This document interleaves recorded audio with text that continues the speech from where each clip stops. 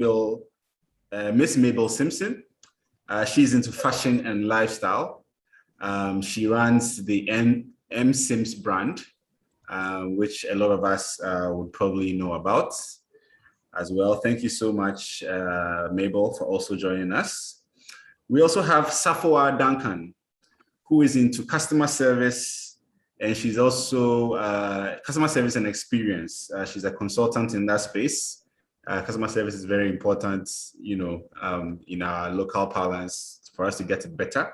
And she is with Dunks Consults. And then last but not the least, we have Lion Nana Ikea and Kuma Asare. Yeah, so as we've been talking about this event, some people have been asking, why is Nana Ikea called Lion? So I had to get some explanations from Nehemiah. And in fact, in one thought, people will be saying, oh, you should be called Lioness. But in another thought, someone else was saying that, no, it should be Lion. There's something about lions, anyway. So yes, Nanekia Ankuma Asare is into project management and the arts. She is the MD for Primetime Limited.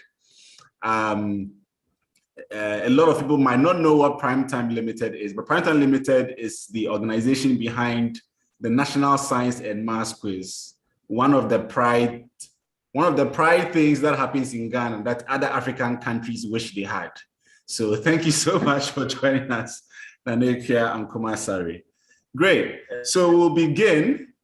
So I just have a round of questions that would have all the panelists answer, and then we'll get through that. So Regina, I want to start with you. When did you realize that we were in a pandemic situation? And do you remember where you were, what you were doing?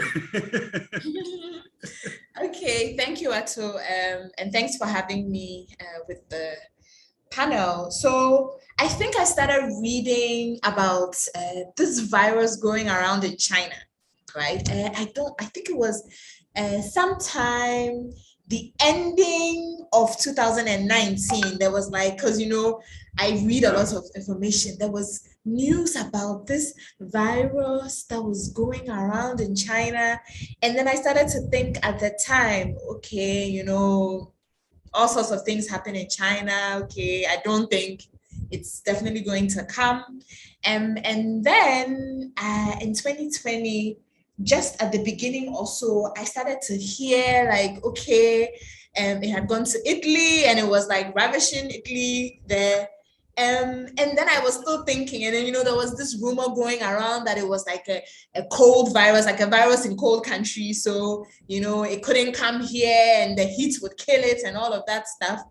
And another interesting thing is my news feed had a lot of American content. So I was listening a lot to information coming from the US also. And at the time, Trump was making it seem like it was just, a flu virus that was going to go away. So I kind of thought, okay, the US president has all this information. So, but then I saw this thing, it had reached Ghana and the rest is history. So, right. Yeah.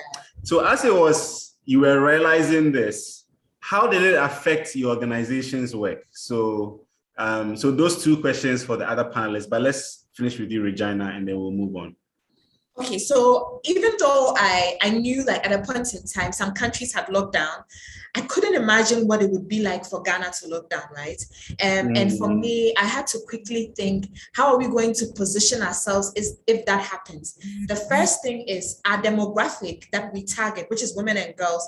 The challenge is, access to devices, because we do target women from different walks of life. So it's not everybody who will be able to have access to devices. The second issue is that for that same demographic, which is a very vulnerable demographic, they were going to be bogged down with household chores, having to now do so much in the house, and how will they be able to continue with learning and all of that? And then the third issue is for these women, they were going to be in the same spaces with their abusers or in unsafe spaces that probably coming out, going into schools or even coming to spaces like Shonko provides them aside the technical, because aside technical, there are all those other issues that you have to deal with.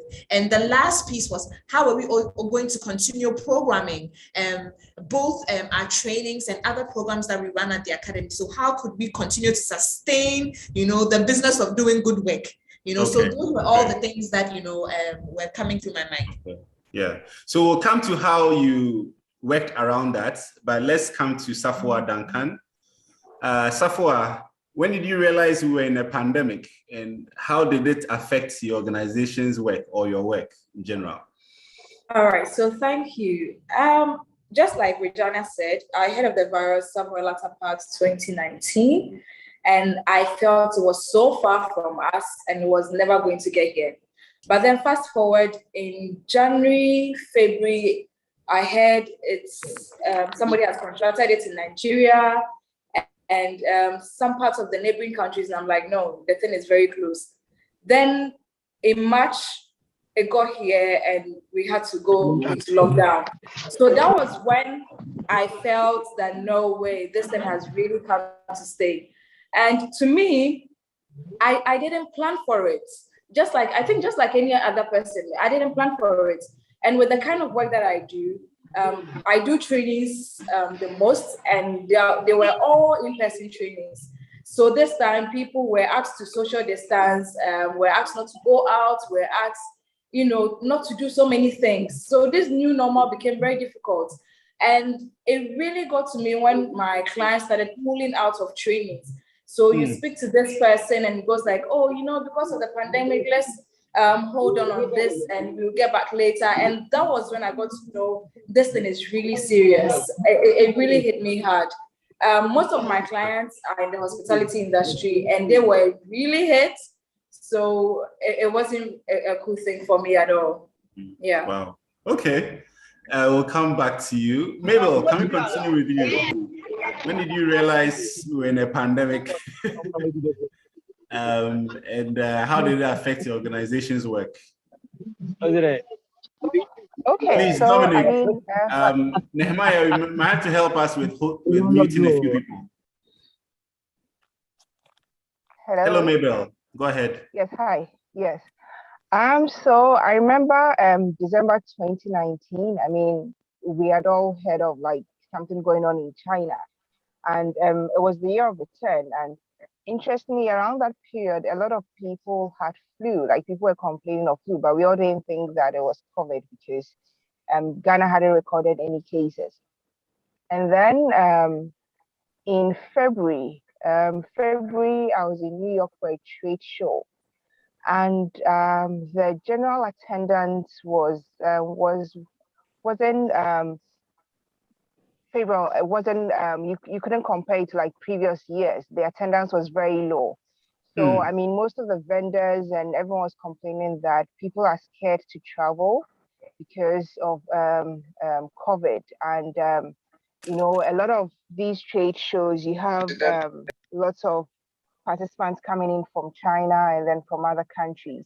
So people were like, skeptical. They're like, okay, maybe the attendance is low this year because of COVID. But back in the US then, you wouldn't find people wearing masks, but when you see an Asian, then you start behaving funny, because we all thought it was a China problem. Yes, so you walk into a restaurant and exactly. You walk into a restaurant and if you see an Asian coming, you try to get a different table. Even when you are getting into a lift, you don't want to get into the lift with them. I remember vividly in New York, the hotel, 2 Asians came out of the hotel and they hailed a cab, and as soon as the cab driver realized that they were Asians, he drove off. He didn't even stop. Wow. Then I got back in March, and like within 2 weeks, Ghana was on lockdown. I was like, okay, this is real. But I remember whilst I was traveling, I had my mask on, I had my sanitizer and everything. I mean, I was very cautious, although other people were not taking all these precautions. But I told myself that I needed to be cautious because now a lot of cases were being recorded. Got back to Ghana, and then in 2 weeks we were on lockdown. And when we were on lockdown, I mean, at that moment I was like, okay, so what next? I mean, it's like business has shut down. You know, all the staff were home. What are we going to do? And then it was at the same time that WHO was saying that, okay, everyone should be in a mask, but don't wear the reusable face mask, the mask made of cloth, because it can't prevent or it can't help in the fight against COVID. So a few people had said that, okay, are you making the cloth face mask? And we're like, no, we are not, because this is what WHO is saying. But then I had a doctor friend who said that, I mean, make them, it's supposed to be 3-ply, you know, and then I had a pharmacist friend also said that, you know, start making them, make sure that you're doing it the right way. And at least it would help in a way, because already the disposable face masks were running out. The prices were very exorbitant. You know, people were making, you could buy a box for like 200 Ghana cedis, 300 Ghana cedis, you know? Yeah, so I remember even when we're making our first batch, I told the team that, you know what, let's just make about 50 pieces and let's see how it goes. I wasn't too positive about it, but we made the 50 pieces and, you know, we put it on Facebook, and within like minutes, they were all gone. And then we literally had to start working like 7 days in a week, you know, and even working 7 days in a week, we're under very tight schedule. And what helped, I mean, although the country was in lockdown, what helped us was that we had put a plan in place where the staff, the production staff live around. So they don't have to commute to work, you know, they just walk to work. That helped. And then there were other people or other seamstresses and tailors also in the vicinity who were now, they were not, because of the lockdown, were not sewing clothing. So then would, you know, contract them to, you know, make the face masks for us. So that's how we sort of survived the lockdown, or we realized that, okay, there's COVID and there's lockdown. Yeah.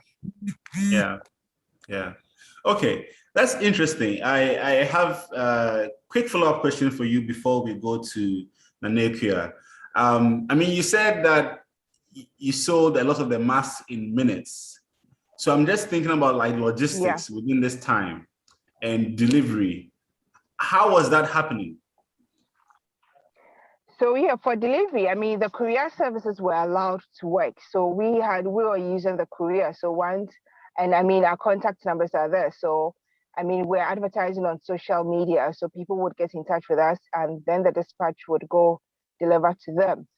Okay. And logistics, I mean, for the face masks, I mean, the materials used are the materials that are like everyday, I mean, raw materials that we use. So it wasn't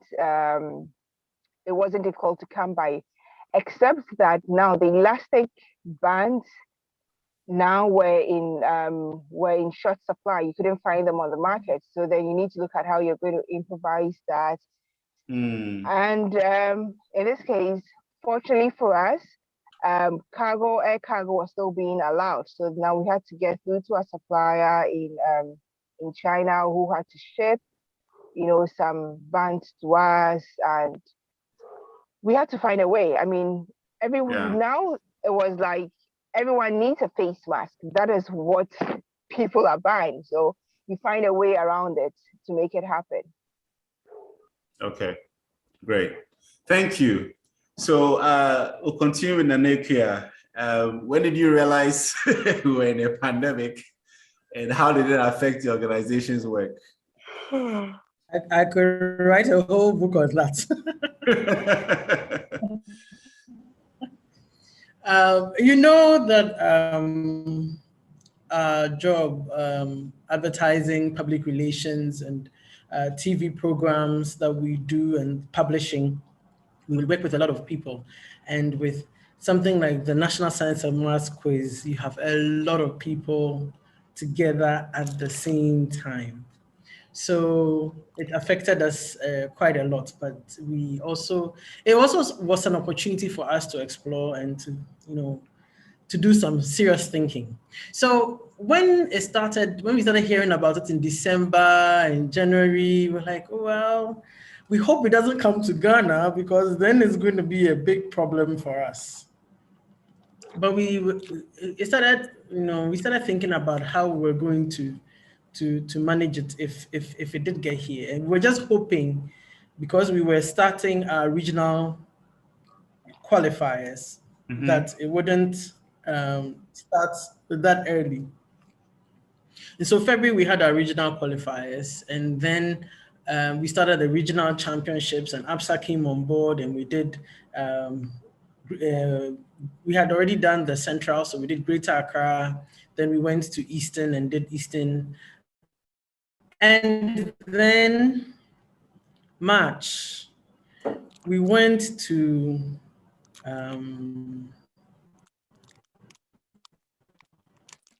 Kumasi to get ready. Hello, can you hear me? Yes, we can. Can you hear me though? Yes. Okay. So we went to Kumasi to set up for the Ashanti. To be able to go past that, let me give you a bit of a tip. What you could do is you can invite Please, the if you counselor are to not come over for speaking, lunch. kindly Don't tell- mute. Sorry, Nanekia, you can go ahead. Right. So in right after 6th March, we were in Kumasi. We actually set up at Kumasi Anglican Secondary School to have the regional championship. And then that was the same weekend. So we got there on a Saturday. They set up on Sunday. And on Saturday, all day Saturday, we had little snippets of, well, GES was going to be closing the schools down. We weren't sure. We did some consultations with senior management and with the Director General himself. And then on Sunday afternoon, we started talking to ABSA, our sponsor for the championships, because it seemed like the climate, the environment was not very conducive to having the content.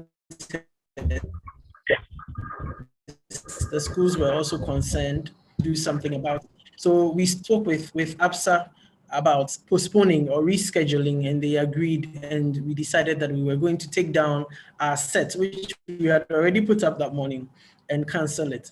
And it was just as well we did, because that very evening, while we were putting together, should I say, a press release, something like that, to announce that the championship had been postponed at, was it 8 p.m. or 9 p.m.? The first one was at 9 p.m., I believe. The President of the Republic of Ghana came on air and said that the schools had been closed with immediate effect. So this was the first fellow Ghanaian speech. Yes, the first, the first fellow Ghanaian speech. So, but because we had sensed already that the atmosphere was not conducive, we had already spoken with the school. So, and then we had taken our set down. So on Monday, my team set off back to Accra. And then since we were already tired, when we came back, we just packed up, and then we decided that we were going to it was going to be a lockdown. Yeah. And since we were exhausted already, we closed a week before the lockdown.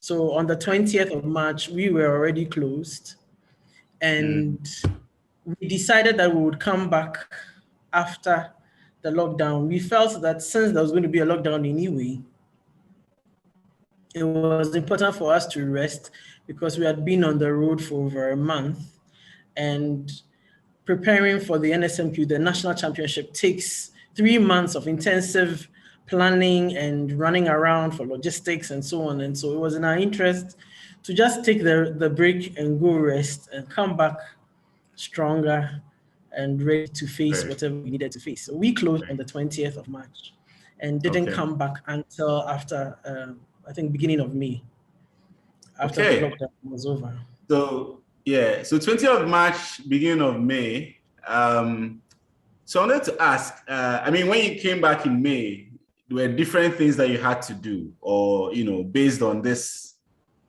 new normal that has kind of continued even into 2021, even to this day. How did you learn how to adapt or work around this new normal, right? So I'm trying to understand, like, what kind of conversations you had, who did you talk to? Because this is not something that most people were prepared for, right? So I want to start with you, Naneku, and then I'll come to Regina. So how did you learn, or, you know, to adapt around this and implement different things that you implemented from May? So we, during our break, the first week we didn't communicate at all, but after that, we had to start planning, even though we were not in the office. And so I had just set up a Zoom account by then. So we made it a business account, which is the one I'm using right now. That was the first thing. That was the first thing. So we could have planning committee meetings online. And then we realized that it was good for us, and yet there were certain problems, because even right here in Accra, there were certain areas that had connectivity issues. And so some of our staff who lived there would be using different networks and still have connectivity challenges. And so we were approached by a group of young people who wanted to see if we could do the NSMQ online, but we realized that was not going to work because the schools are scattered all over. So it wasn't going to work. The network challenges and so on, it wasn't going to work. We didn't want a situation where you ask the school a question, and just as they're answering, network goes off, buffering, and then, you know. That wouldn't work. Okay. It wasn't going to work. So we realized that it definitely had to be in person. So the first adjustment that we had to make was in consultation with the GES and always keeping our sponsors abreast of what was going on, that we needed to do it in person, and it had to be later on in the year. It couldn't be at the normal time. So if you notice, we moved from June, which was the usual time for the NSMQ, to October, September and October, because the WASSCE was pushed to August, September. So we started in September into October. Okay. And then we also, when we have the regional championship qualifiers, it's open to all the schools in Ghana. And we select 108 schools, because we have 108 contests. And there are 27 seeded schools from the previous year's competition. So the seeding is that when you get to the quarterfinals, you are seeded for the next year's competition. You don't have to start your campaign from the regional qualifiers. And that makes 135 schools. So usually we have 135 schools coming to Accra to stay for a whole month. We realized that we couldn't have them all coming to Accra at the same time. When the teams come, we cater for 5 people per team, and they always bring extra people, because you know that the team is not just 3 contestants, usually 6 or even 10 other people who help them prepare for their contests. So we realized that we couldn't have 135 times 5 people, like 675 something people come to Accra at the same time as is usual. And so we decided that we were going to go back to the regions. We're going to have the prelims, which is where all the 108 schools compete. we were going to go back to the regions and let them compete amongst themselves in their own regions. And then the winners of the contests would come to Accra. Okay. So that's what we did. It meant that we needed to now go, because when we do the national championship, it's a full production with 7 or 8 cameras and sound people and consultants. We have a whole lot of people, about 70 people working on on location at the same time.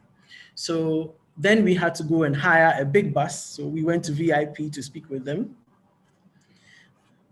It meant that we had to get everybody on the bus. It meant that we had to get hotels, and so the team had to go back to the regions to find where we could have larger teams, accommodation and food arrangements and all of those things. So we had to send our team leaders back around, and then we had to make sure everybody was going to be safe.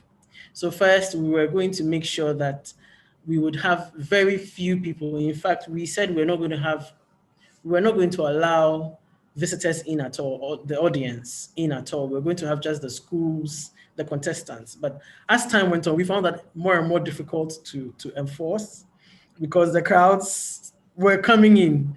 One of the things we did was to not announce the venues. We didn't announce any venue.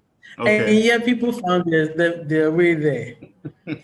Then we decided to stream all the contests live. Usually we stream only 40 contests live from the 1/8 to the finals. This time, because we're not going to allow people in, we had to stream the prelims as well. That's another 40 contests. So immediately we were going to be doubling the cost from 40 contests streamed live to 80 contests streamed live. That was a huge jump. And then we had to, the other side of making sure everybody was safe was to provide PPEs. So masks for everybody, even at the regionals. When we started hearing at the end of February and beginning of March, when we're doing the championships and we started hearing that there was trouble, we set up a wash basin, a washing stand.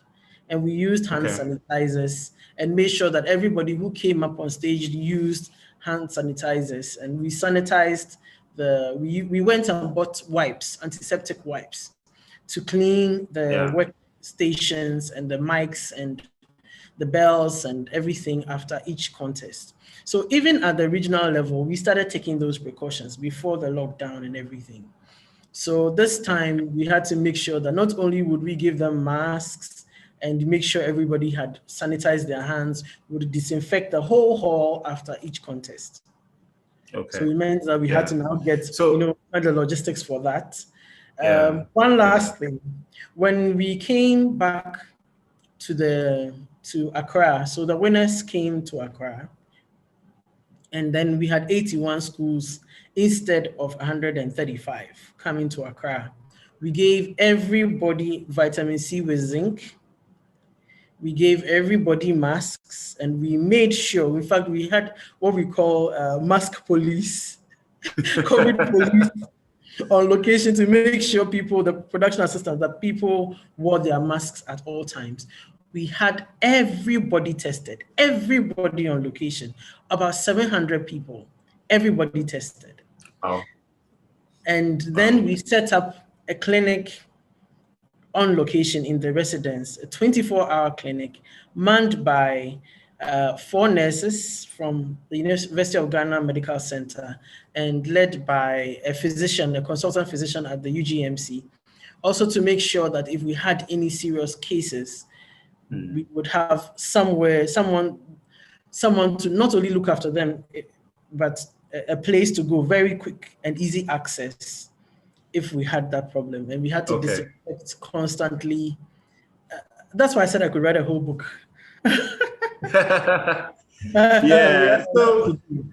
So actually, there's a question that is I want to ask you, and Regina, I want you to take that same question as well. But Nana, I want to hear from you first, because it seems from what you were saying, like you had to double the number of live streamed contests. Yes. So I think it really affected your budget. You're talking about production assistants, you're talking about the clinic. So would you say like being resilient in these times costs more money? So it's the second question I want Regina to answer, but you answer first. In some ways, I wouldn't say completely, because you would have, in being resilient, you definitely would have to pay for some things that you ordinarily wouldn't go for. Maybe new products, new services, I don't know, but I'm speaking in general terms. There definitely are new things that you would have to do, which would cost you some money that you haven't budgeted for. But there are also some things that you would have to stop doing. For example, we couldn't do the other events, the satellite events around the National Science and Maths Quiz, the SciTech Fair and the tours. We couldn't do them at all because of that.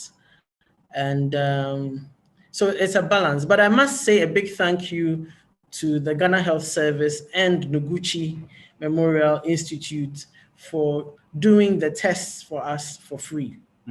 Okay. We only needed to provide the fees for the people who took it, but we engaged them and they did that for us for free. Otherwise, it would have been a really, really big expense. Yeah.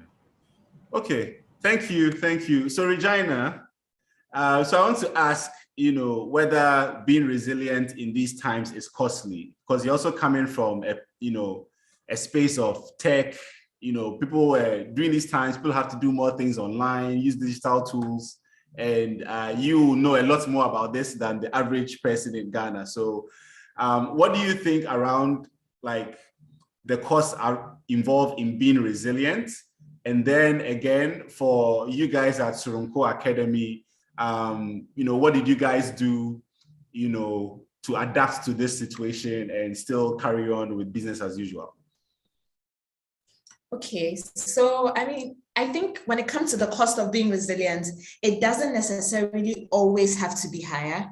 You have to sort of use what you have and figure things out. And there were support systems, right? So for example, MTN, had all these different packages, lowered down their rates. I think you could use data up to a certain amount and you didn't have to pay. And then there were some sites that you could go on for free. So that gave some leeway. In terms of us, we use also other tools and technologies that our beneficiaries or our alumni or our network was on, which is WhatsApp and Telegram. So we knew that it would be expensive to stream video and to teach. So we started sending information via WhatsApp and Telegram. That was actually the first time we engaged with Telegram, right? And then we looked at all these content creation things that were happening, because this was where TikTok was also gaining traction. People were creating different types of content on different content platforms. And so we looked at, how can we also leverage on all those things? So that was one way. You look at where people are and how can you use like the cheaper, more affordable tools. We also went on to build a skills assessment tool, because what happened was we started having an influx of people who had now been asked to work from home and didn't really understand digital, right? So in the office, you can ask John, they say I should make some Excel, whatever, do it for me, But now you're at home, John is not there. And so I think also for some organizations, it was like some roles were really brought into question, like, is this role really providing value? Who could still provide value during a lockdown or a pandemic? So then people were reaching out to us, how can you help me with Google Drive? How can you help me with this? How can you help me with that? So there was definitely more of an appetite. And so we decided that why don't we use this opportunity to have people assess their skills, right? So that they even know where the gaps are in terms of their digital literacy and what they can do to top up. We also knew that people were looking for content for learning online, and we didn't want to reinvent the wheel by now putting together a production of shooting videos of digital literacy from both intermediate to advanced. There's a lot of content already out there, a lot of also free content, and luckily most of these online schools were giving out content for free. So we gathered resources like that and created a skills assessment tool. We had already launched it, but we really brought it to life during the lockdown, where people could go and assess their skills and also go and do e-learning.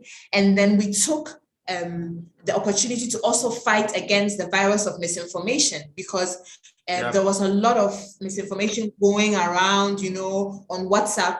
And so we use that platform not only to educate, help people update their digital skills or test their level and learn more, but we also used it to fight the virus of misinformation and get people better informed, so that they could stay protected, so that they could understand all the COVID-19 practices. So we use that tool for 2 different things. Now, as an organization, we had to go online more with what we were doing, but also take into account that a lot of people are not connected, right? And so once again, the gap between the haves and the have-nots was clearly defined during, the lockdown, and the lack of access was also clearly defined during the lockdown. And we took certain programs online. So we ran, for example, a kids program, and we never thought about opening it for people outside of Ghana, because we just thought our market was in Ghana, but we had no option but to take it online. And then interestingly, we had students from London, UK, US, France. So this was actually the first time we started to even explore payment systems to receive payments from other countries, because we had been solely focused in Ghana. And then we had to figure out time zone issues. How do we set a class that works for everybody, and all of that. So we now had to look at pivoting our programs more online, but moving more from a local program to a more global one, and being able to accommodate. So what we did also is we piloted different technical programs and put it out there to see, both for children and adults. And it was very interesting, because we got a lot of people signing up for that. And then we started to think about how we could support some of the other women that didn't have access. So we started a program where we could actually lend you a laptop, because at this time also, there were students who from the universities who had to go to school online and didn't have laptops.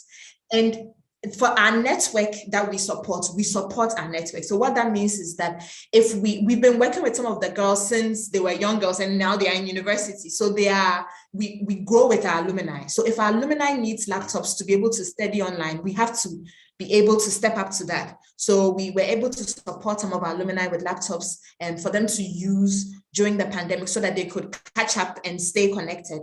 And then we did a virtual launch for one of our programs. So normally we would have an in-person launch. We also decided to use media to our advantage, right? Because at this point in time, that was our only tool, right? So we figured that this is the time to also put out our own type of content.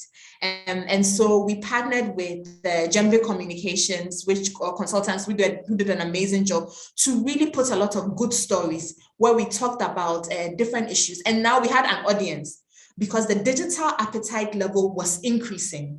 Before, there was such a battle convincing people why digital was important now. But now everybody was like, okay, how do I get on board? And then we also had to even start educating parents, because they didn't even know how to get online with their children, because schools were now asking them to go to Google Classrooms, do Zoom, do this, and then they were also confused. So with this increase in appetite, we decided to take advantage of it also, to use media to push our agenda and talk more about, and why digital was important, why it's important to get more people online. And it worked, as I have to say, as soon as lockdown was lifted, we ran our first program. Before, we used to get women would sign up 200, 300. Our first program, we hit 2,000.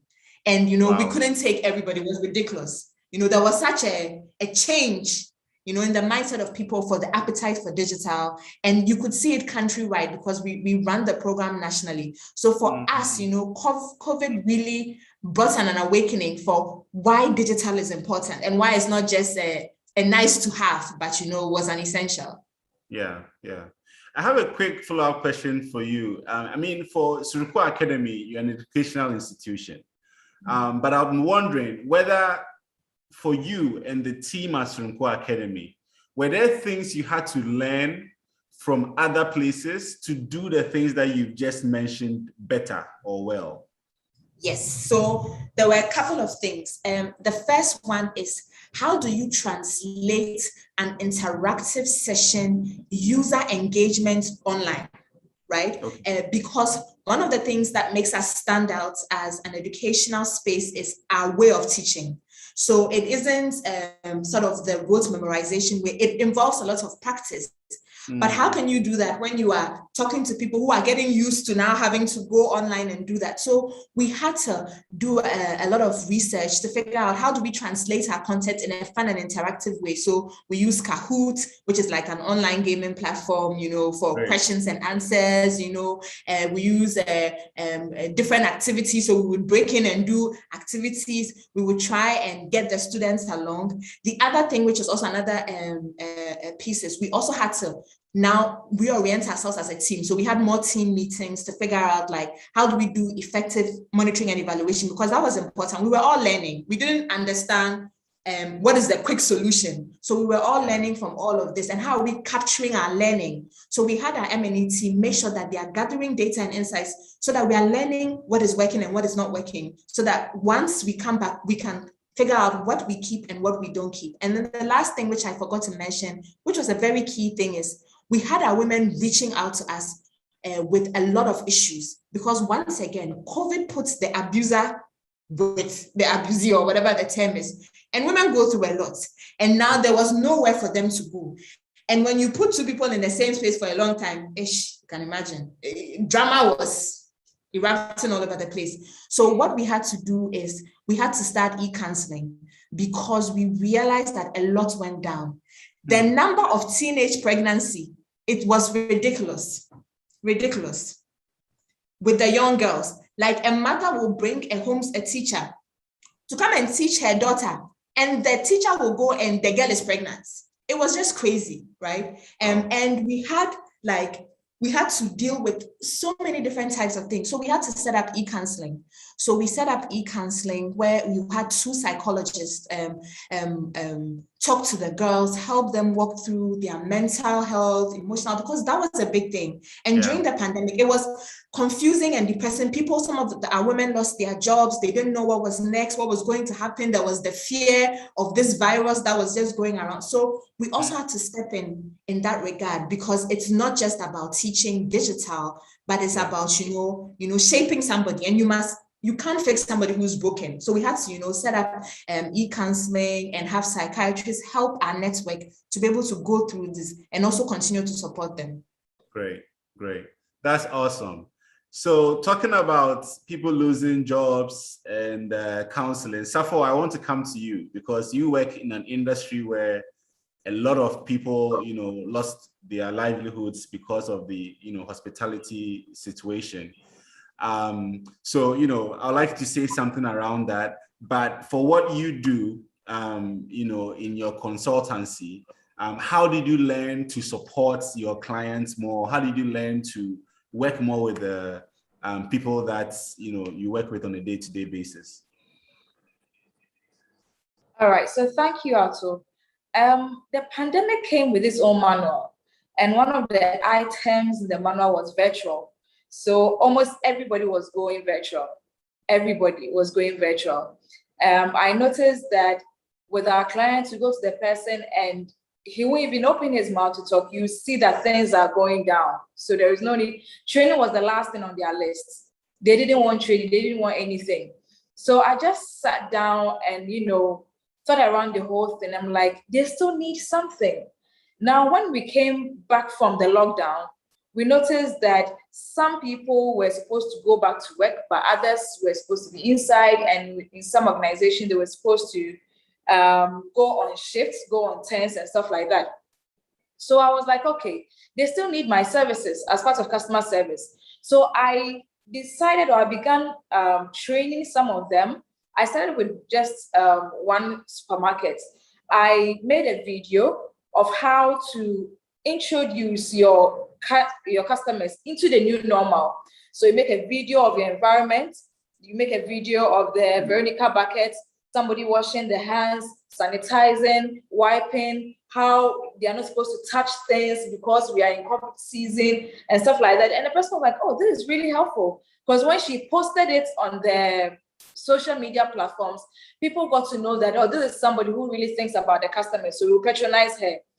Then I began to know this is something that can sell. So I decided, I began going to my clients, this is the new normal. You need to do this. You need to show your customers that you think about them, you think about their health, do this, do that. And it started fetching.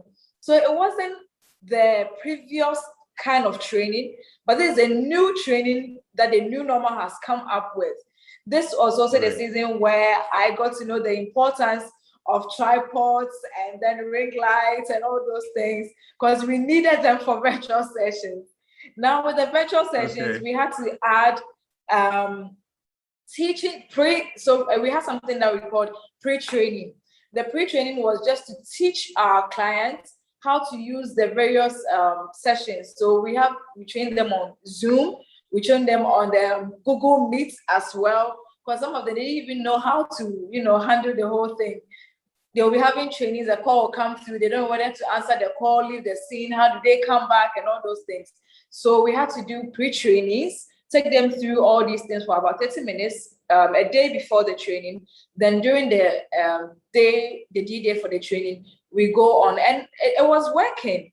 Although it was new, the impact wasn't as you have an in-person training. Just as Regina said, our trainings are very practical, hands-on, role plays and stuff like that. But with virtual, you are limited, but we still found ways of getting them along. So you make sure, I made sure that no camera is off. I made sure that microphones were, okay, so you mute your microphones, but when you're going to talk, you unmute yourself. But for the videos, I made sure they were on, because we noticed that people put their videos off and be doing their own things. When they hear their name, they'll come back and sit down and then on their videos and pretend as if they were in the session, but they were not. So we made sure, so we made sure that videos were on every time. And we call randomly to make sure that you are really into the training. And it helped. It helped. And virtual sessions have come to stay.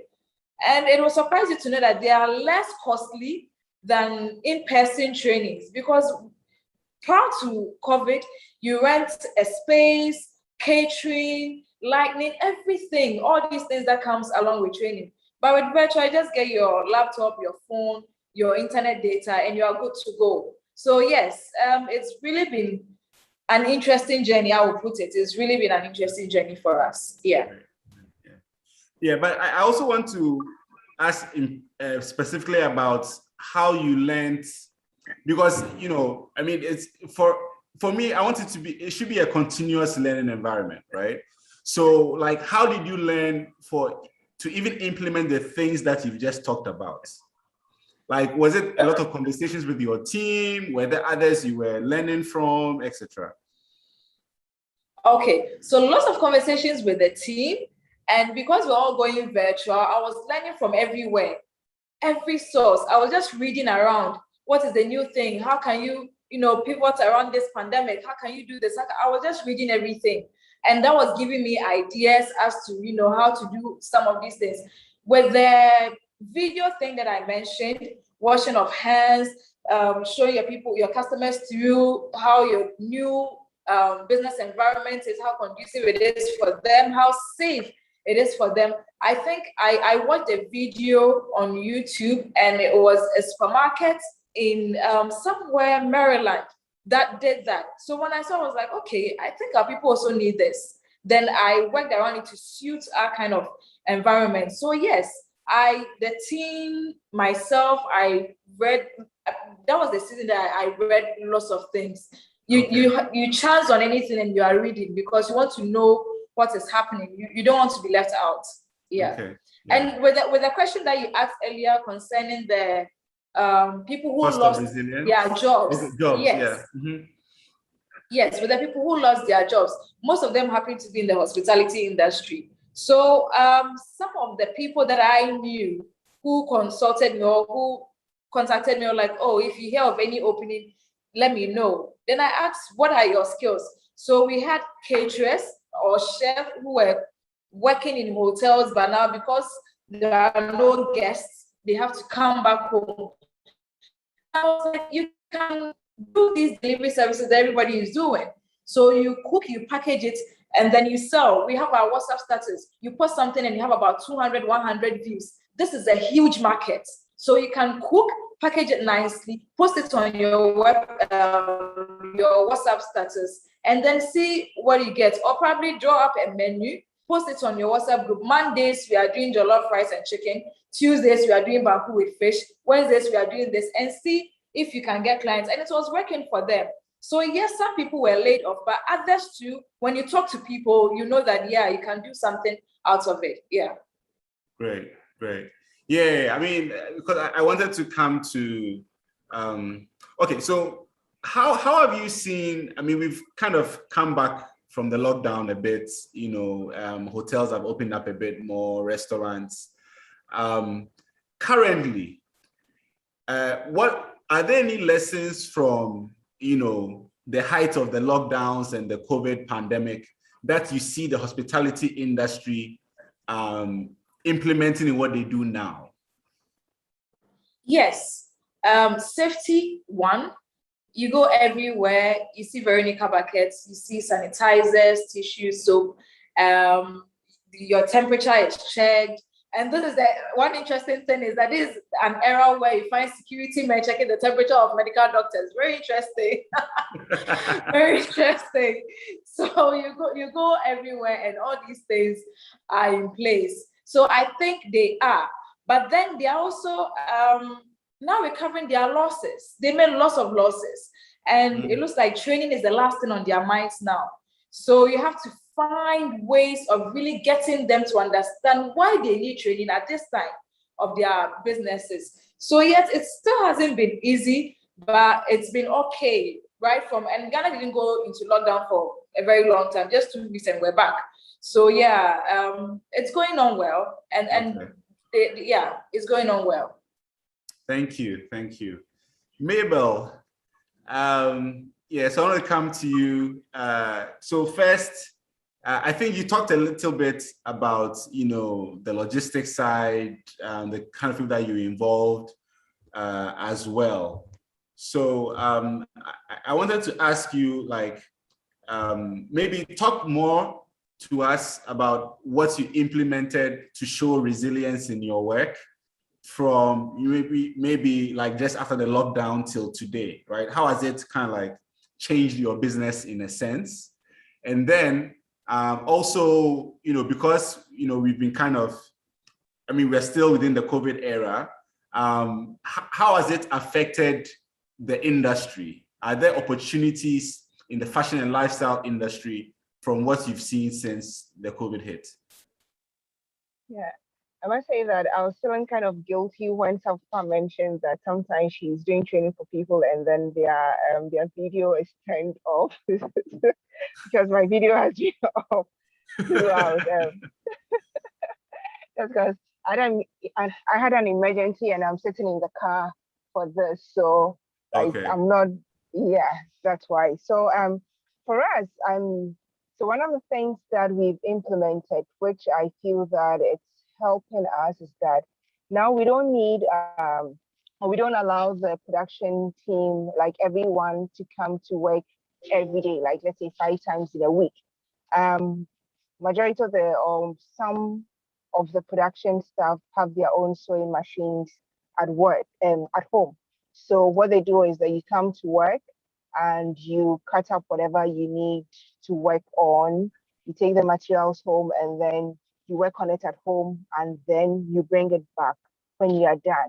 So in a week, you can have someone come to work 3 times in a week. And what we've realized is that this also cuts down on the cost of transportation, you know, and they are able to save more money than previously.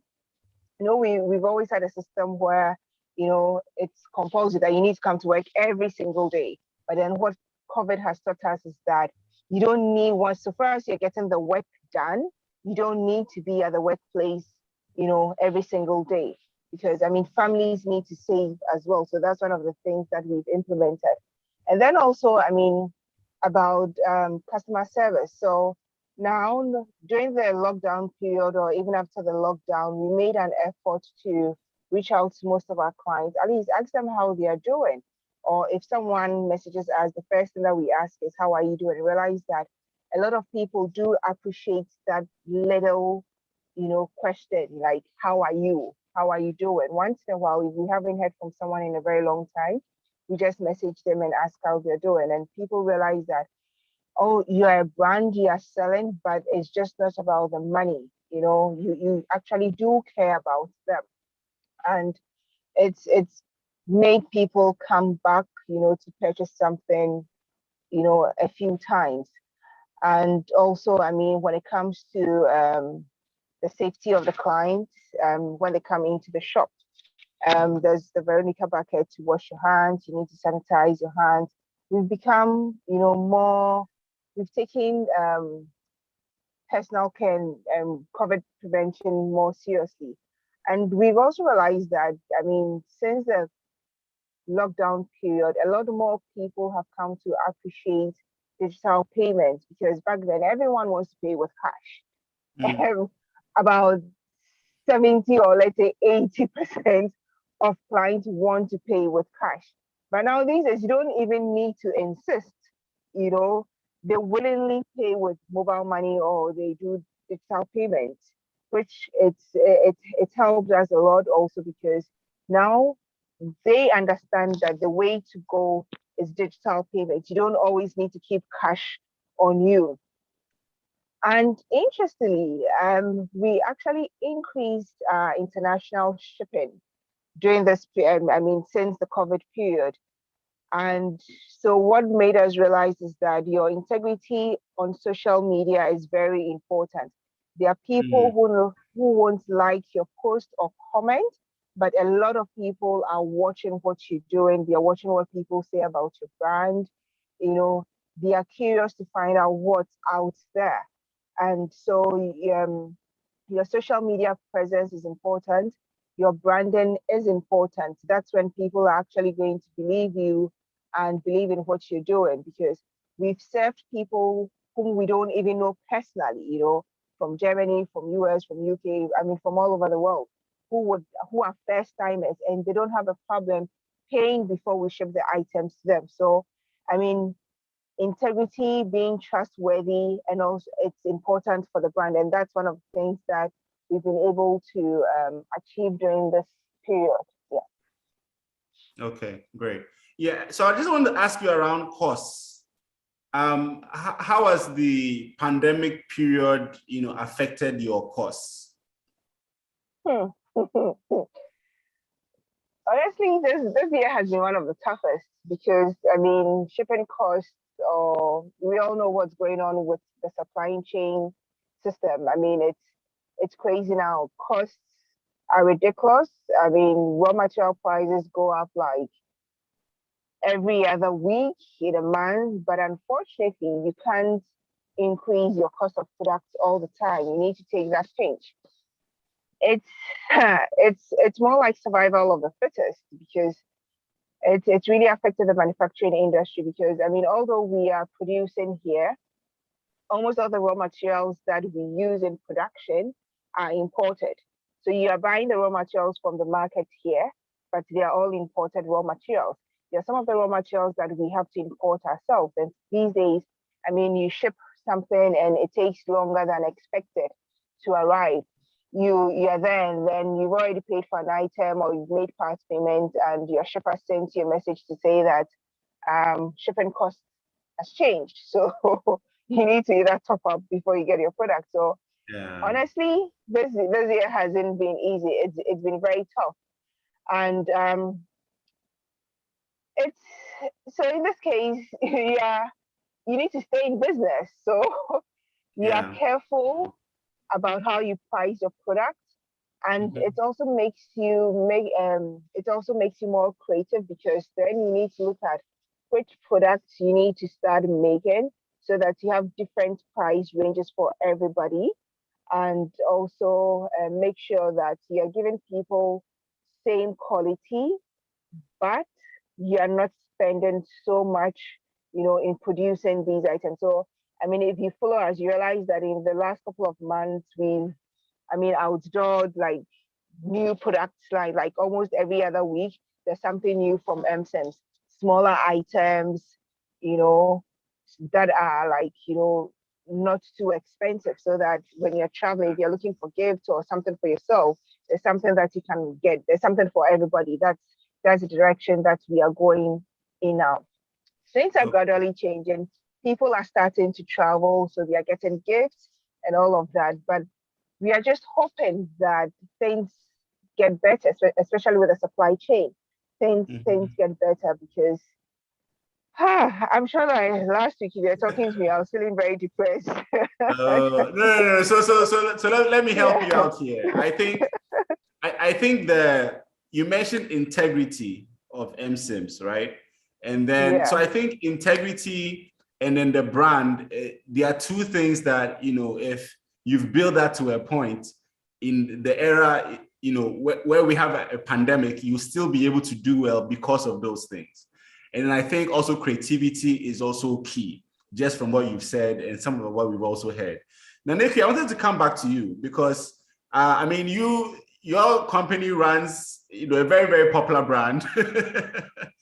So I wanted you to talk a little bit around, so I wanted to talk about, this year, Primetime ran the SciTech Innovation Challenge, which had high school students working on, innovative projects around COVID and around this pandemic.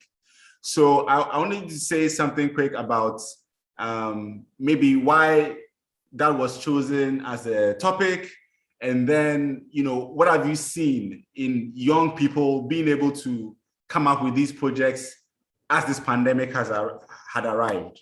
Yeah. Well, the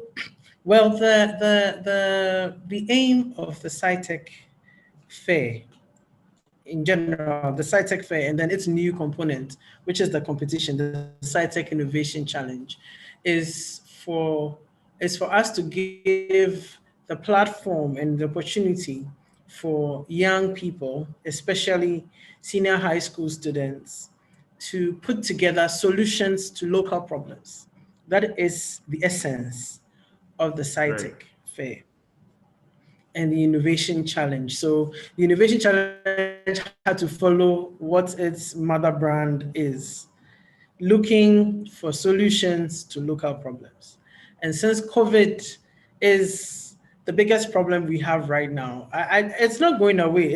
We are in the third wave. And if you look at the figures that have been coming up over the past few weeks, it's alarming at the beginning. But the strange thing is that we are not frightened anymore, and we are actually being careless with our behavior.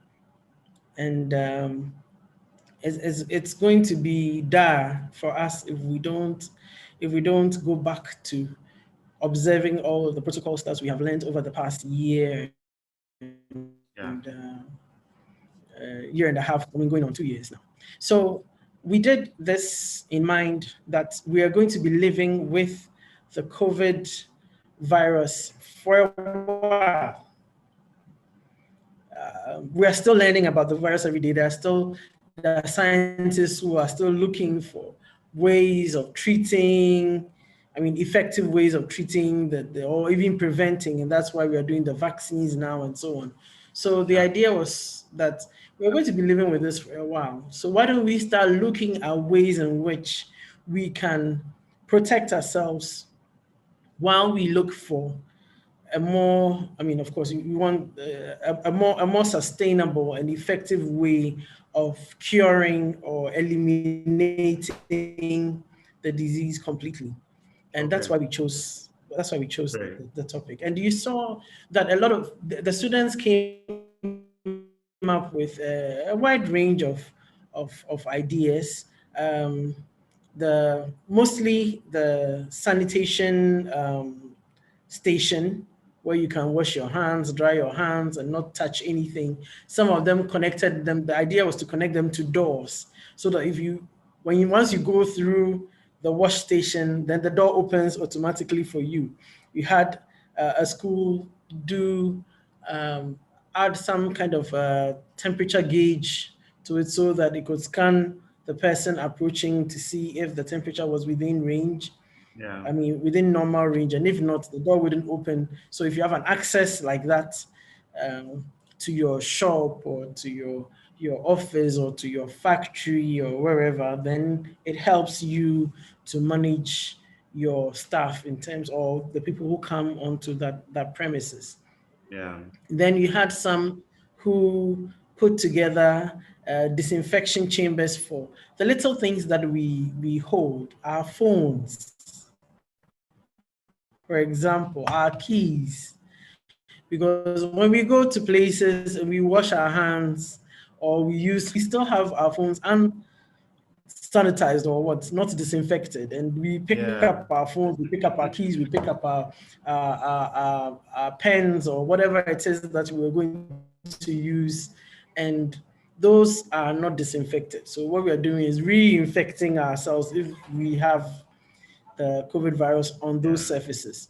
So they came up with little chambers and these are ideas that can be taken up and commercialized so that we can protect ourselves better. In the beginning, when the COVID came, we had only specialized agencies disinfecting premises. But as time has gone on, now there are small units that can be used to sanitize or disinfect homes so that you can do it by yourself in your own home. Yeah. Right? And that is the idea. If you have these and which can be commercialized, then you can disinfect as you disinfect your hands and your clothes and your house, you disinfect the small things as well. Right. So we were hoping that these will be taken up and explored properly. Yes. Yeah, so we look forward to see some of these becoming more commercial, built out of the resilience of youth. So thank you so much, our panel. I want to open up the floor for questions from others who are here. So please, if you have a question, you could just raise your hand and I will call you. Yeah, so just before you ask a question, just like your full name and maybe your occupation or something, just before your question would be great. So yeah, we have a number of people who are here on the Zoom. Any questions, please?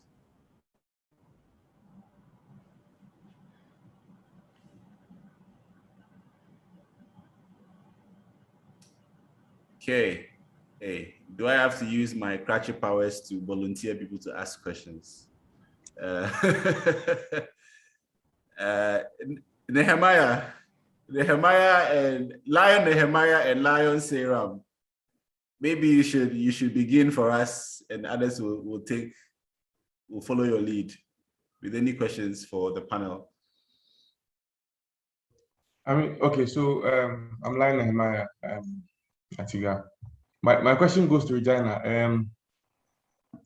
What sort of, I know she's talked about how technology has transformed the workplace and everything, and it's sort of transforming the future of work. But what would she say would be the quickest skills or skills people should pick up to get them to stay relevant during this period? Because if I heard her clearly, people, once they are unable to do certain things, then they may become less relevant to the organizations and they may be fired.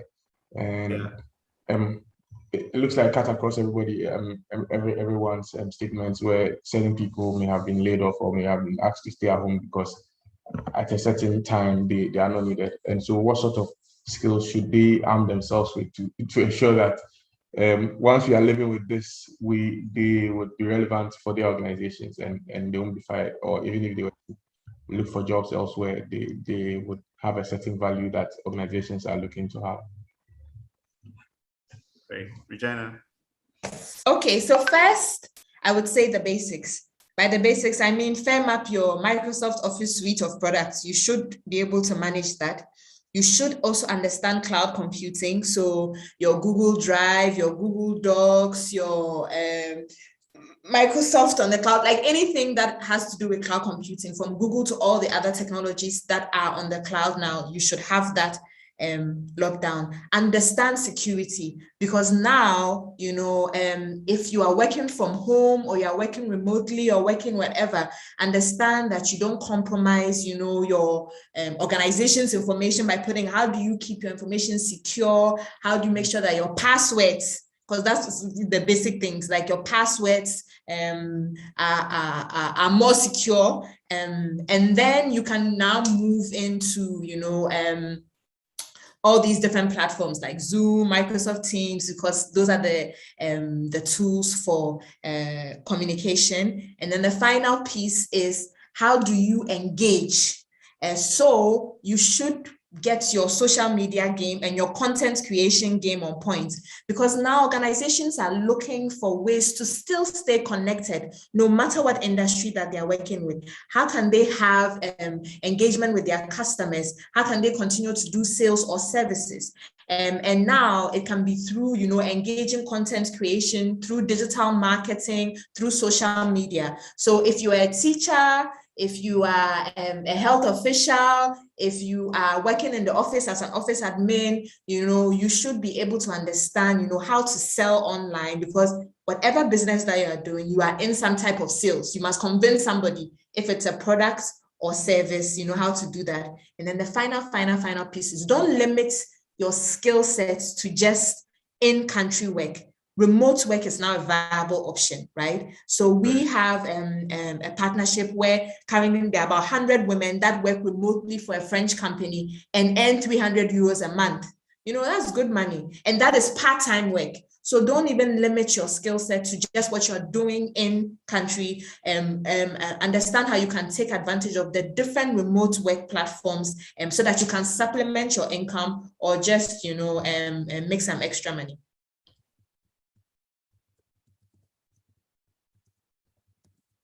Okay, thank you very much. Who else has a question? You could direct it to one of the panelists, or we could also have the various panelists answer.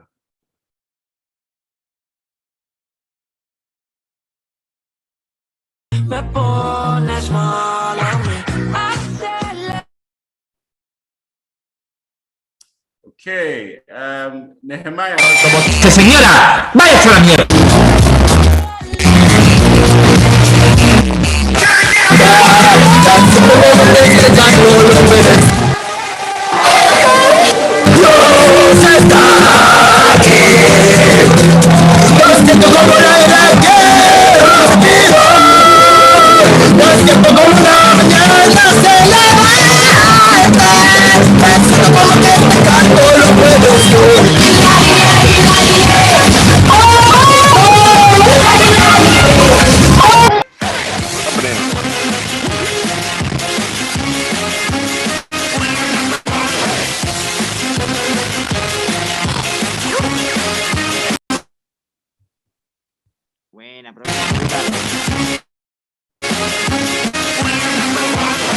We have a bot in on. Why is Lion for first account? Because that was.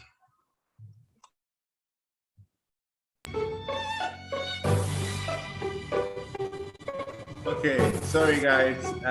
We have some Zoom bombers we have to clear, and then we can continue. Sorry. Cherry, let's go. At least make me co-host then. Okay, yeah. See ya. That's technology for you. Sometimes.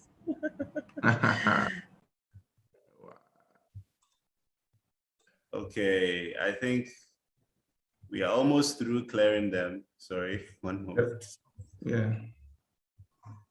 I think we are done clearing them. Okay. So Now it looks like anybody who's coming in, we can't just allow because we are not sure. Yep. Yeah, okay. Sorry. So now that the Zoom bombers have caught our attention, the rest of us, we want questions from you for our panelists. The real, yeah. So Lion Seram, any questions for our panelists?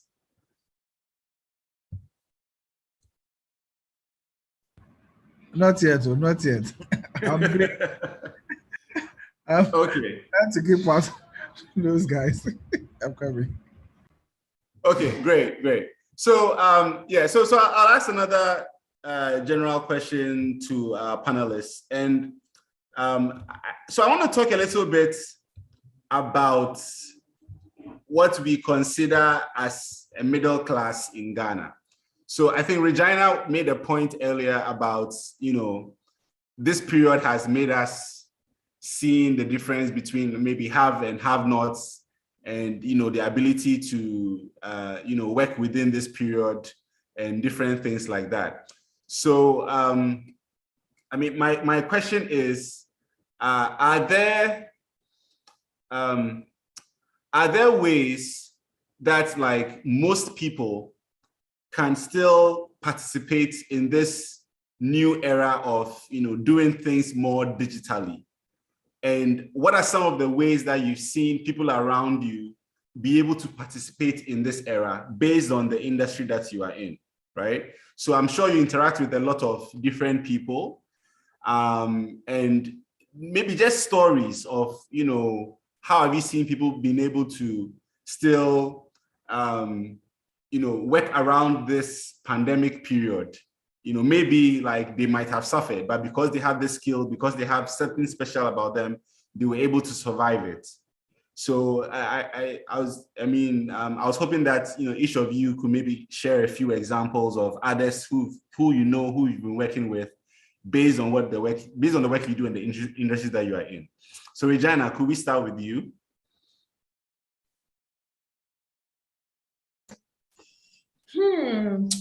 Let me see.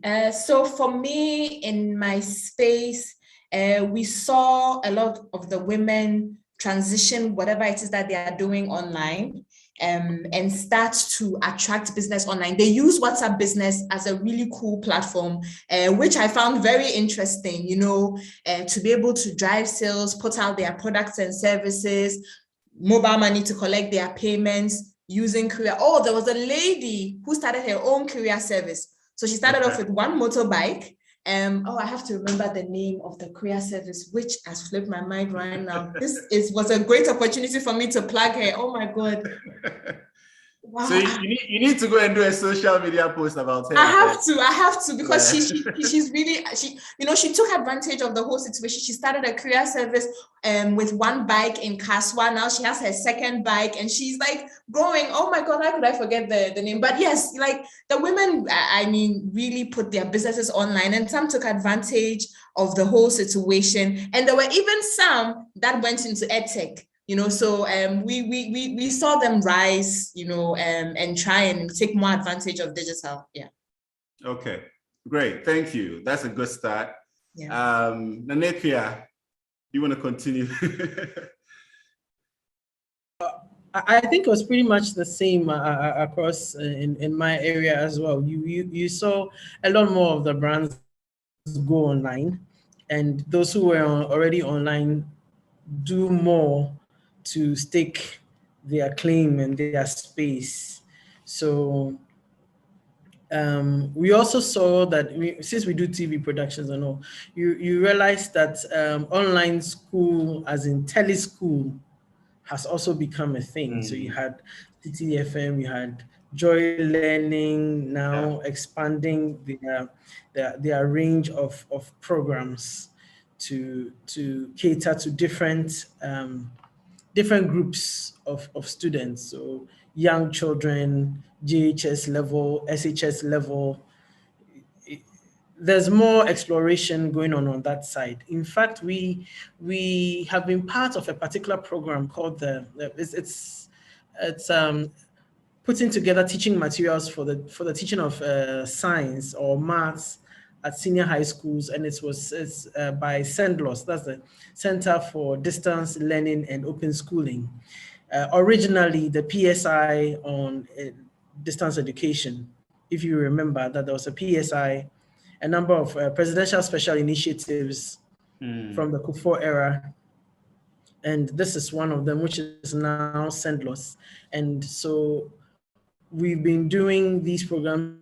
They did this iCampus and e-learning setup where the schools could access teaching materials even though they were offline. So you didn't need to be online. And I know the Ministry of Education, they spent quite a bit, and CENDLOS itself as an institution, they spent quite a lot of resources equipping the schools for that. So we were part of that program, and that program had even ended. And some of the lessons that we record, we were responsible for maths, for SHS 1, 2, and 3. And there were 3 other companies who did some work for other subject areas. And those were put on TV, on GTV straight away. It was as if it had got a different, a rebirth, a different use all of a sudden. So you've seen the rise of that in programming on TV, and I think that it's also in the right direction. Okay, great. Safwa, yes, could you yeah. So one of the sectors in Ghana here where customer service is very poor is our health system, and I think everybody agrees. So I've always wanted to, have some sort of program for them, and the pandemic season presented the perfect opportunity. So I did a virtual session for them, dubbed Customer Service in Healthcare, and it was attended by almost not every, but most health workers. So from the various levels of the department, we have administrators in there, we had the lab technicians, we have medical doctors, we have emergency surgeons, we had nurses, almost everybody from the top to the down across the country. And even some of them, we had some people coming in from Kenya, from Japan, from UK, and then from US. And it was a very big one. So I was like, hadn't been the pandemic, probably would have organized this and just few people in Accra would have attended. But because of the pandemic, this is where we are, and these are the numbers that we are seeing. I have people that I work with, and this was a period where we, got to know that some had skills that we didn't even know. So we got to use Canva the most, that app where we used to create our content. We got to use InShots where we used to edit our videos and stuff like that, so that our content can be solid for our social media audiences. So it was a time for us to really bring out the hidden skills and talents that were within us. Yes. Interesting. Okay. Yeah, but just given the breadth of the types of job roles that participated in this, do you have any stories of some of those who participated, maybe like from feedback that you might have gotten, and how that has driven them since? Okay, so there is this private hospital in Tamale, where the admin and then the chief medical officer attended. And after the training, after the session, it was a 4-week training. So after the session, they contacted me and was like, they wanted a special training being organized for their team because they felt they really need it. And we did that. I have friends in Tamale, so I asked them to do some mystery shopping for me at that particular facility. And it came out that it has really worked. They are not really up there, but at least they are better than they used to.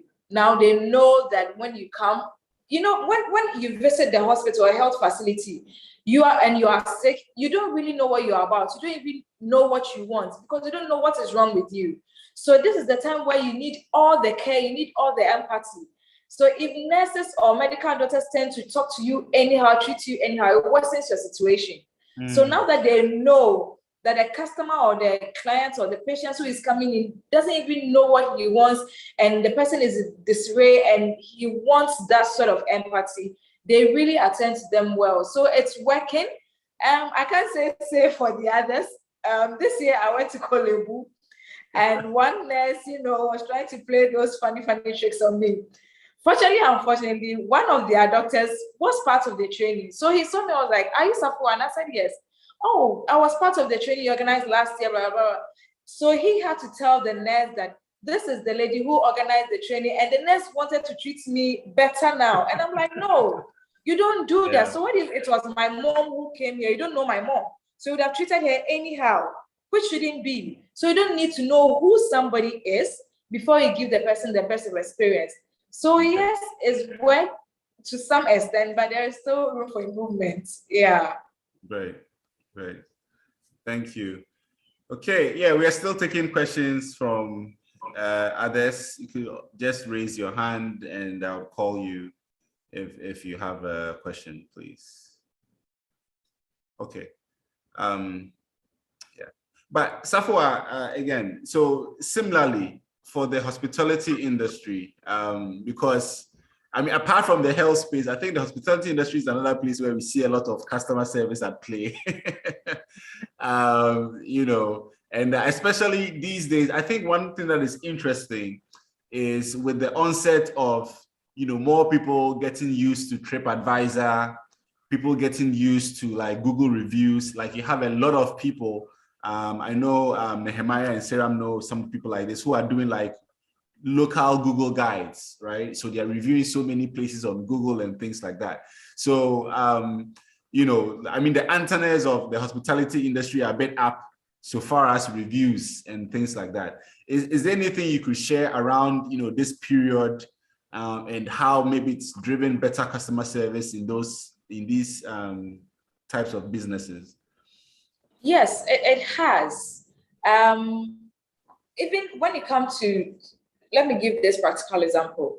So there's this business on Instagram, and the owner seemed to treat the customers anyhow.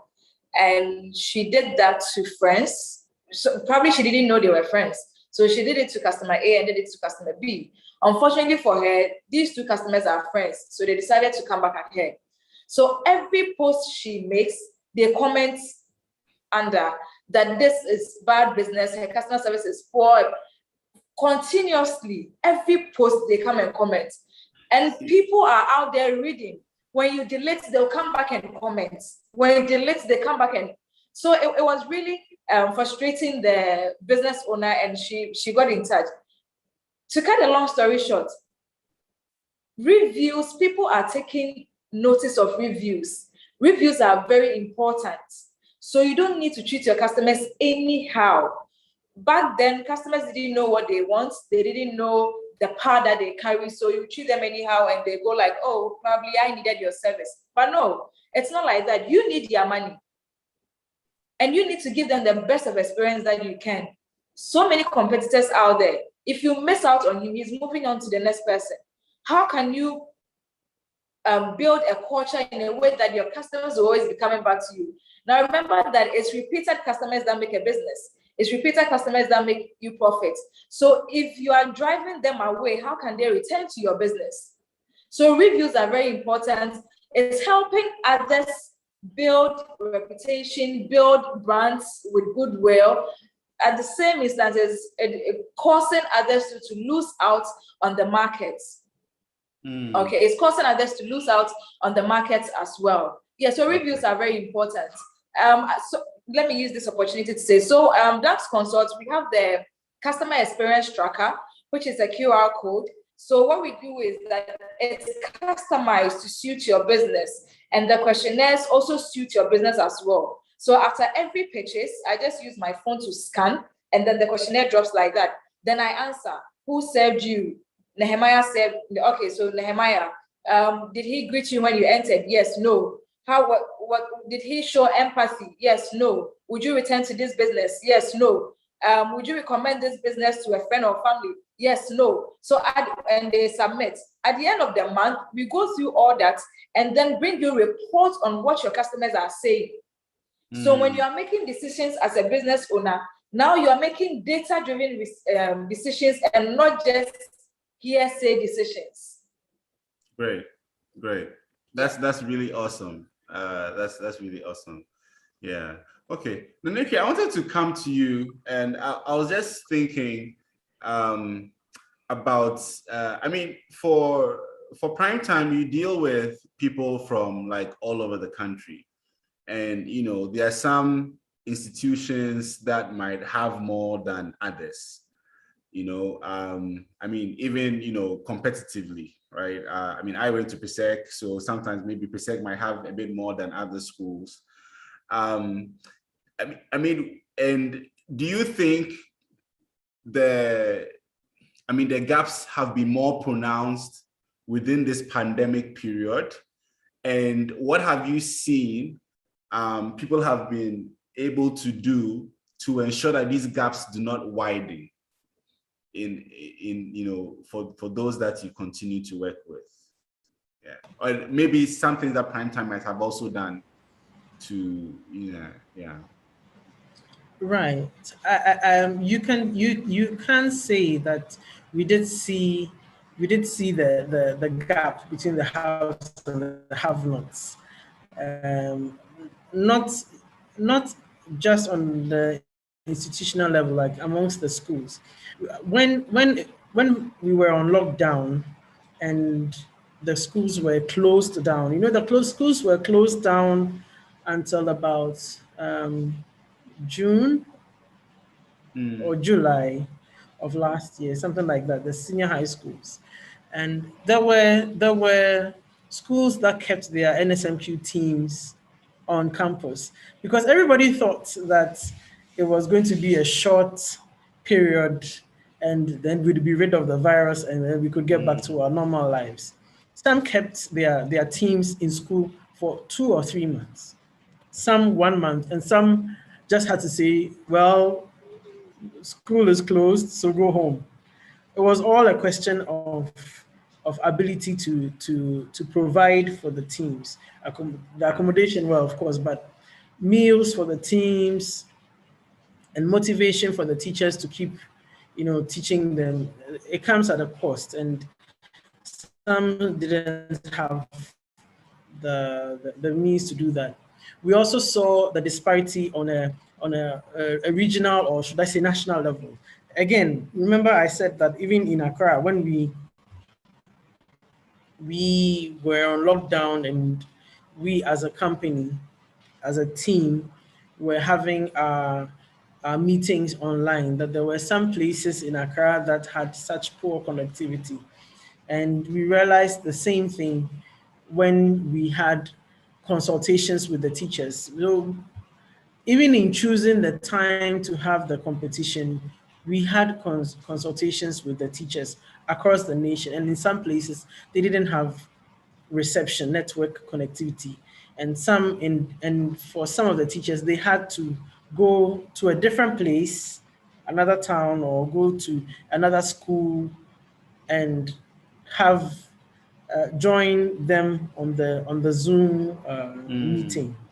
So you see the disparity over there as well, and that's why I think the GES and the Ministry of Education started putting emphasis on teleschool. So then you had GTV doing the teleschool, you had CTTV also doing theirs, you have Joy Learning also coming up, and all these stations were putting out content, teaching materials for students at different levels.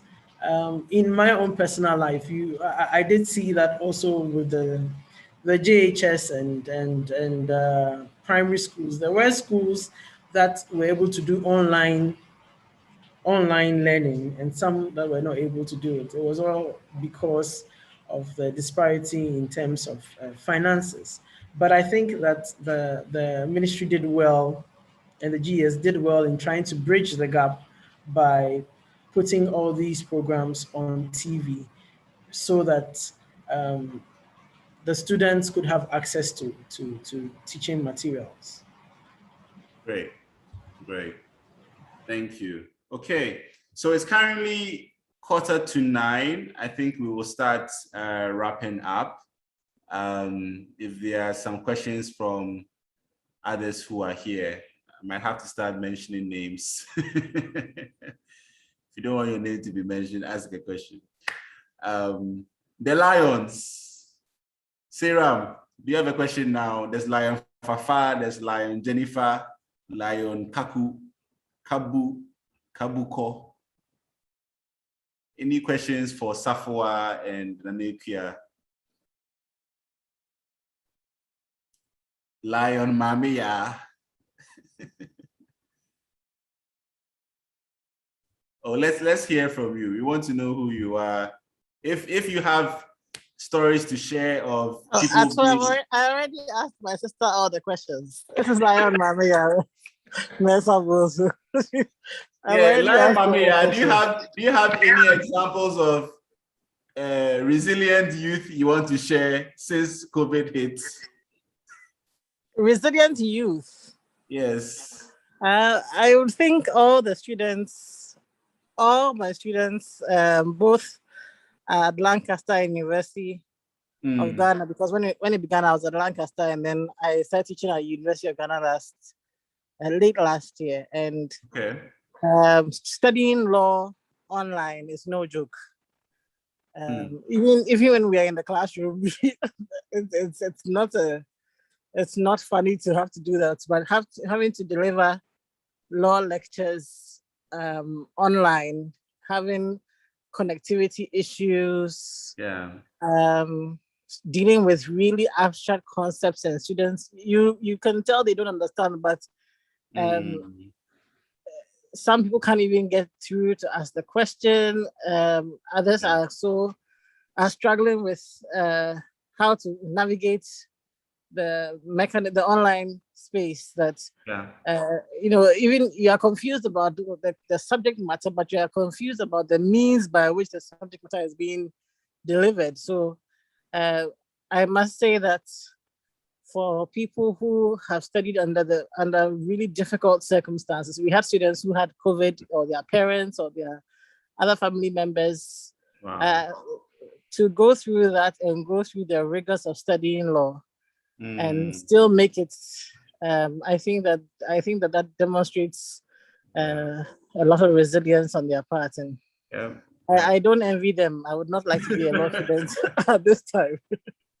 It's interesting you mentioned that. I mean, my parents are retired lecturers from Tech KNUST, and I remember I think last year there were a lot of conversations where they were talking about especially training some of these students just before they had to go online to do, this online learning.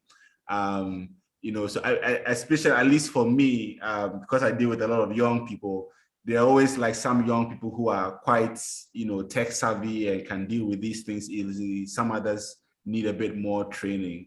So it's interesting you mentioned the Lancaster and UG example. And some even just taking the extra step to be able to figure out how to do some of these things without training is something that we should really admire among some. Yes, and especially I want to mention especially the students with disabilities. It was a whole new challenge for them. If you are hearing impaired, at least when you are in the class, there's an interpreter there with you. And it's a live interpretation. It's a lot easier than having to record it, take it back to an interpreter, and have like a second class essentially with the interpreter, and hope that the interpreter is telling the truth. Because that's the first time you are now receiving that information. So it was very tough for students with special needs to go through the systems and be able to do exams and IAs and all the things that we do, but on a virtual plane. So yes, I think persons with disabilities students deserve extra special mention for their resilience. It's been hard on everyone, but disabilities are challenging for it's been challenging for them. Yes. Yeah. Okay. So can I mute now and yes.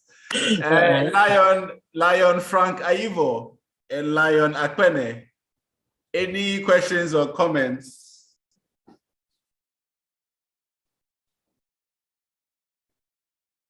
Sarah, I haven't forgotten about you. By now, you should have a question for Safwa or Nanekia.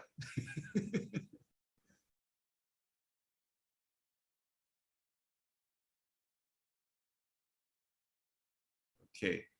Okay. Whilst we wait for that, Nanekia, I wanted you to give the opportunity to maybe just share. Hello. Okay, Frank. Sorry, I was on mute and I was trying to unmute myself and my. Not really, but maybe just to pass a comment.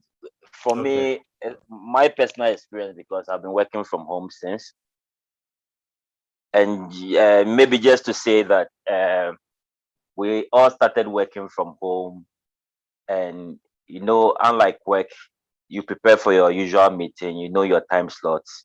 If there are conflicting times and somebody asks for a meeting request, you are quick to bounce it off the person for rescheduling. But back home where we are all working online, it gets to a time when people will just jump at you, schedule meetings without getting your consent. So you begin to have meetings back to back. You are supposed to be in this meeting and go back and have all work done. Yeah. Yeah. Do you want to share how you worked around that? And the other funny thing is that unlike work, person is not responding a few times, you walk a few decks or a staircase down and get the things done. This time you are relying on everybody online. So if I send you a request, you don't respond, and I call you, you don't pick up your phone, you are nowhere close to me. How do I still get my work delivered? So how has your organization solved that? Because I'm sure you've seen that as issues. How have you solved it? The other funny bit is where people. So I'm raising this, and I'll tell you my personal way around this.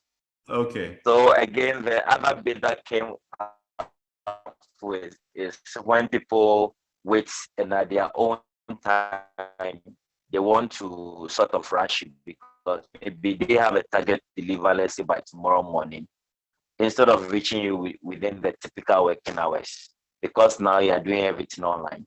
You are there and you hear ping on your phone or something, and so a request is dropping by 8 p.m. I made a very sad mistake one of the days when, because everything is connected, my phone is synced with my emails and everything. I was relaxing late one evening, I think way after 10 p.m. I saw a mail and I saw, because I have feedback, let me respond to it before and clear. The next moment I realized about a chain of mail were online. So my personal trick to this is to keep a straight time. Okay. As much as possible, I tell people we are working from home, but we have working hours. Yes, there are always flexibility where a colleague will reach you. There are times if I see you, come pick up.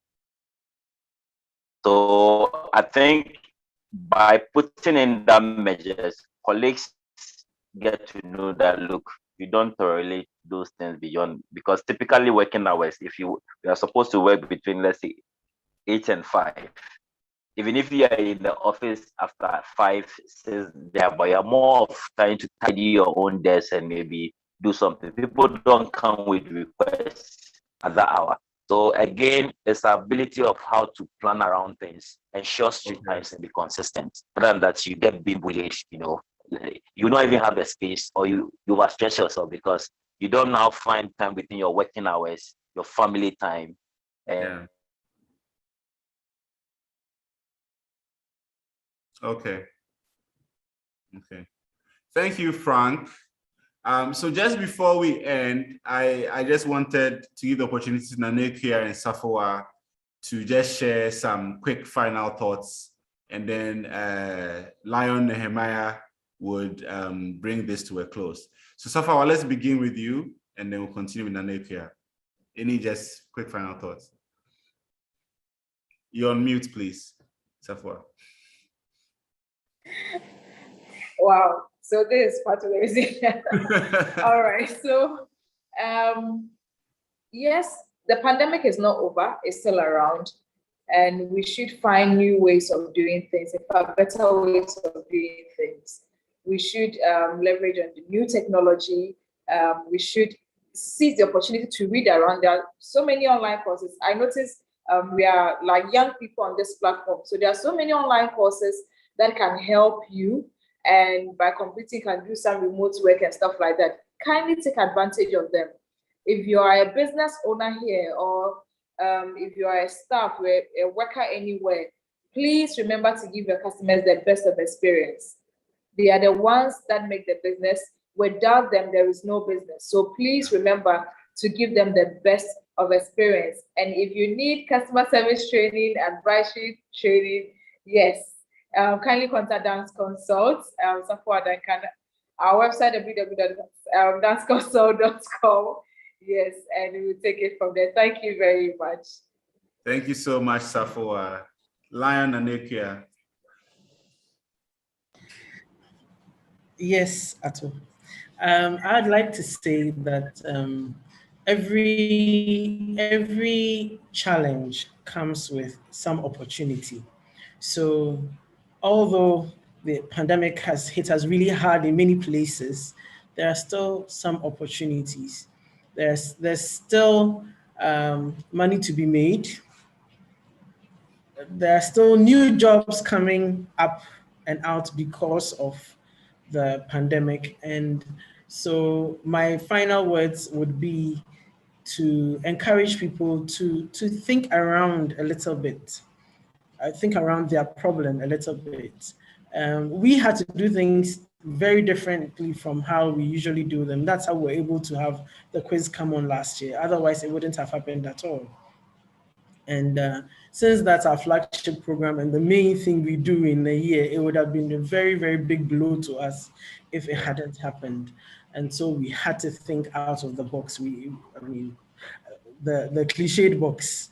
We had to think out of it or bring our own box, however you'd like to see it. But my advice, think around your problem, and if it requires a little pivoting to redirect your